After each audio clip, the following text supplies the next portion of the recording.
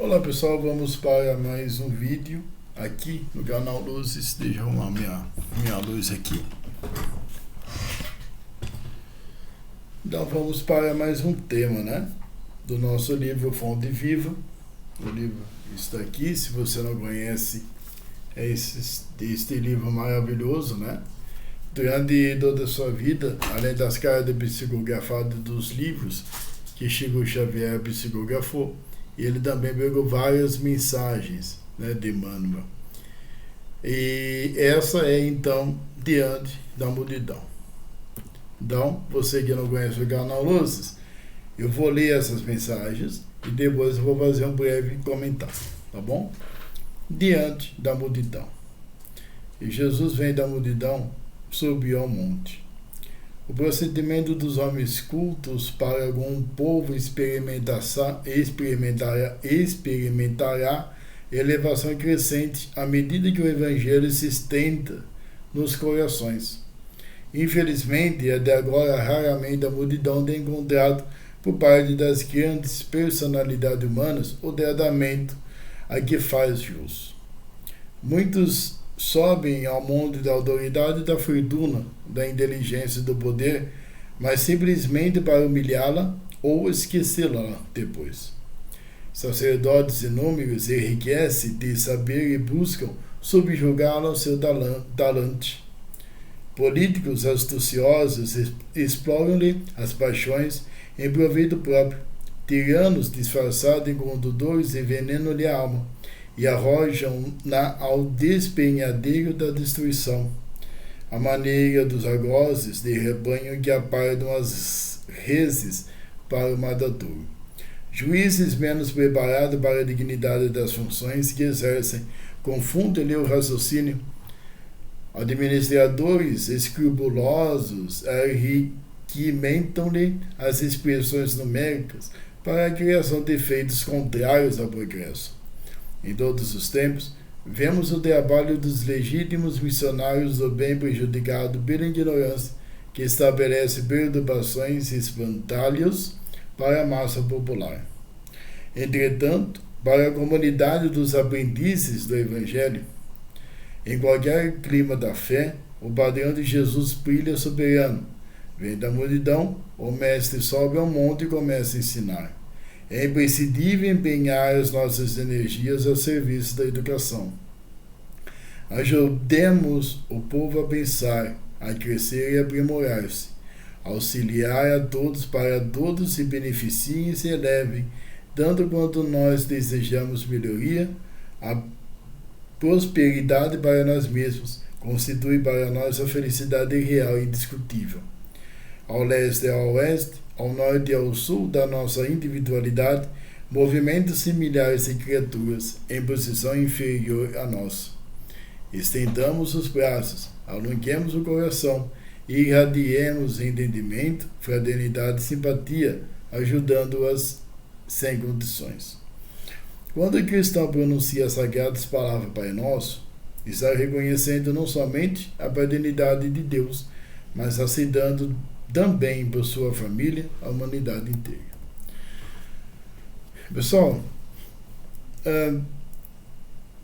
imagina em questões de milhões de pessoas que escolhem a missão, por exemplo, a de ser médicos, enfermeiros, e ao invés de seguir o seu trabalho digno, de salvar vidas e auxiliar aquela pessoa que precisa, a pessoa simplesmente ela magoa, ela engana, ela fere a alma de seus pacientes, ou muitas vezes ela até provoca uma morte por causa de política, como aqui aconteceu algum tempos atrás, né? Teve uma denúncia de um médico que ele simplesmente foi denunciado, foi acusado de matar a mulher de um dos presidentes do Brasil. Mas isso aqui faz parte da reflexão, não vamos falar de política agora, né? Imagina, pessoal, quantas pessoas nascem como presidente da República e ao invés dela seguir amparando os pobres, fazendo projetos sociais, sendo pessoas transparentes, que elas que deveriam ser o espelho para a sociedade, a pessoa consegue ser a mais podre dela. Imagina então, pessoal, advogados e juízes que têm a missão de fazer justiça aos injustiçados aqui no Brasil, só que a pessoa ela consegue ser mais corrupta do que os piores bandidos, os piores criminosos que nós temos na face da Terra. Pessoal, milhões de almas desencarnam, tá? Com a missão, ou com uma única missão, evoluir o planeta Terra, trabalhar na colheita do Cristo. E elas aceitam muitas condições, e elas fazem de tudo, até ajoelhar, chorando, como que é falado, eu não sei se foi Kardec que falou isso, para uma oportunidade a reencarnar. Só que elas chegam aqui, elas não conseguem se controlar. Elas se desviam do caminho e, ao invés de saciar as necessidades, de ajudar de X maneiras o seu semelhante, ela simplesmente atrasa a moral do país. Ela atrasa a moral de uma sociedade. Ela atrasa até o desenvolvimento espiritual de um planeta, assim como foi Hitler ou foi Stalin, entre outros, né? Então, pessoal,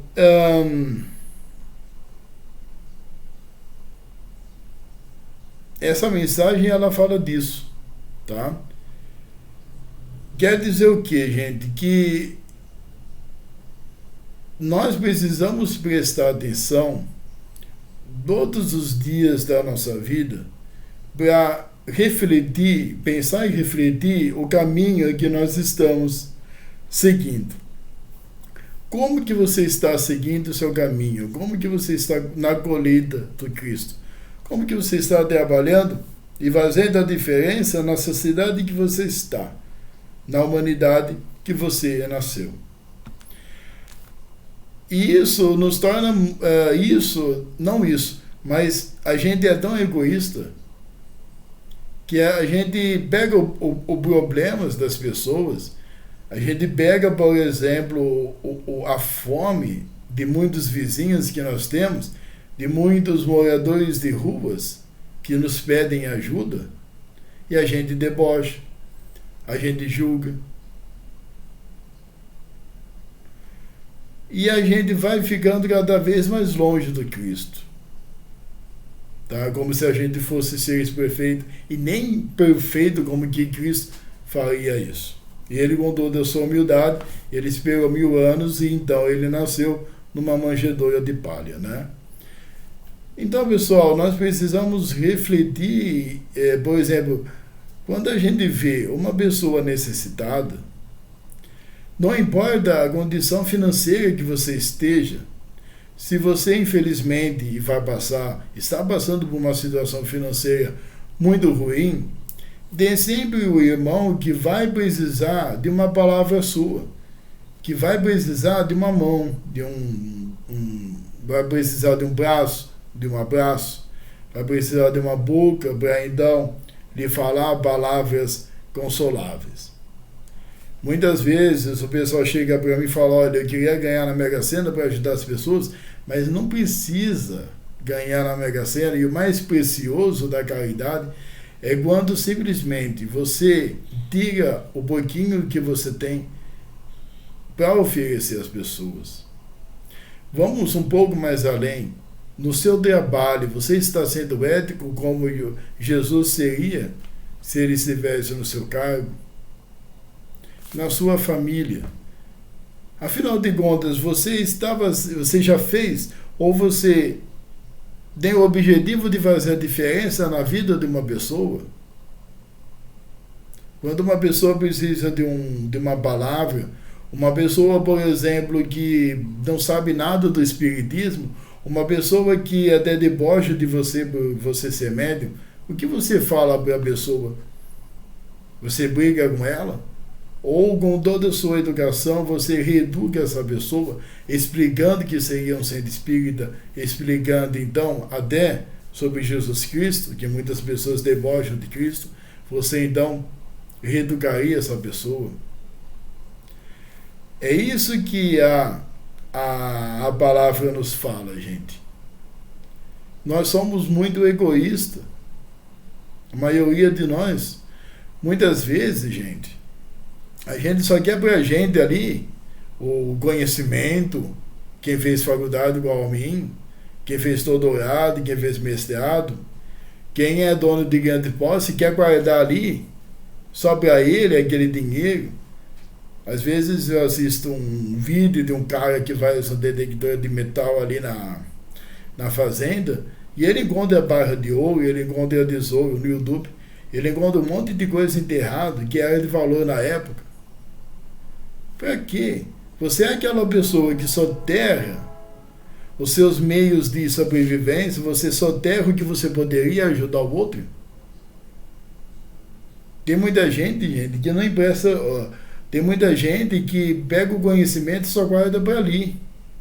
Fica debochando de aluno, fica debochando dos outros que não têm as mesmas condições que você teve de fazer uma faculdade. Então, gente, é isso. Nós precisamos enxergar uma verdade que aos poucos vai se tornando realidade. Quando Jesus disse numa festa que as pessoas que estavam no seu redor são os seus familiares, é a mesma coisa que eu falo para você, que os seus familiares físicos são, obviamente, pessoas que você lhe deve algum dever, ou você assumiu alguma missão para ajudá-la, ou ser ajudado, ou ambos. Só que nós precisamos rever o lance de família. Que, na verdade, a família é a humanidade inteira, é o planeta inteiro. Eu falo para vocês que nós evoluímos, mas nós estamos parados no tempo da espiritualidade. Quase que nós começamos uma guerra nuclear esses tempos aí. Nós ficamos até assustados com a guerra da Rússia com a Ucrânia, porque existe muita vaidade, muito egoísmo, sabe, gente? Então é aquilo. Vou refazer a pergunta para vocês: como que está a sua caminhada com Cristo? No seu trabalho, na sua família, se está fazendo diferença na vida dos outros? Você é uma pessoa que compartilha o que você tem?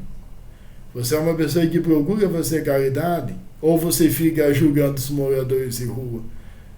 Eu até entendo, só para fechar aqui, gente, que muitas vezes nós ficamos muito estressados, principalmente no Brasil. Nós estamos em situações bem difíceis aqui. Então chega um irmão que é morador de rua, que pede o dinheiro, a gente fica tão estressado, então que a gente fica xingando, coitado ali. Mas por que xingá-lo?